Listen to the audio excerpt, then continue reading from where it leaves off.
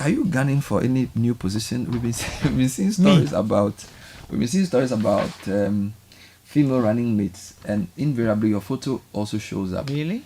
When the stories are written, we see the chief of staff, we see the DCAF administrator, and then we see your picture as well.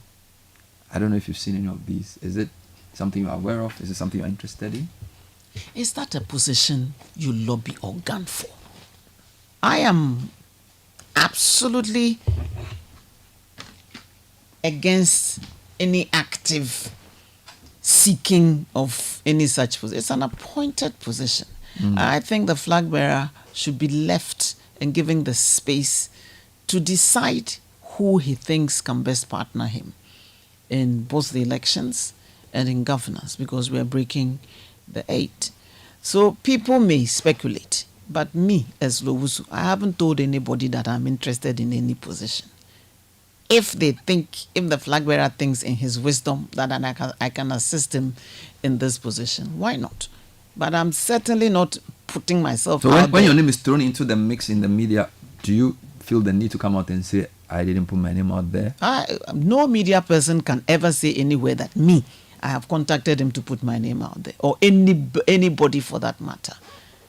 I think the flag bearer should be given the space to choose who he thinks can best partner him in this. It would be great if a female is chosen. I made that call 16, 20 years ago. When did Pakwesi? I think 8 years ago. Was it 8 years ago? 4 years ago, the candidate for PPP was Bridget, but 8 years ago, she was a running mate, I think. Okay. And that was when Ekuyadonko first came on the scene. There was a forum on female participation in politics, and I represented the MPP, and I made that call there forcefully, that if we're interested in expanding the space for female participation in our politics, I think that the two large parties should take deliberate policies to field more women in their strongholds, which will ensure that more of them would get elected into parliament, and to choose a female running mate, because then you're a whisker away from the presidency. He got upset because I said the two main parties, even though other parties, smaller parties, had chosen female running mates in the past. And I said they don't stand any chance of winning elections in this country. So they may make that gesture, which we appreciate. However, for us to have a real shot at improving governance at the highest level in terms of female participation, the two main parties should consider that. This was a long time before either of them. As a convention, that at least one of the two people should be a woman. It would be great. It would be great. It would be great. Should it start with Bawumia, since Mahama has done it? Oh, let him be given the space to choose the person that he best thinks can partner him.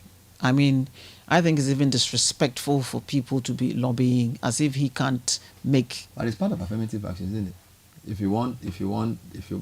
That's how you get more women to be... For example, you tell the political parties that you can reserve some seats for certain disadvantaged groups so that you can increase the number of women in parliament. So it may not be disrespectful if the female lobby strongly thinks that that's the best way to send that signal. It may not be. It may not be. I made that call many, many years ago.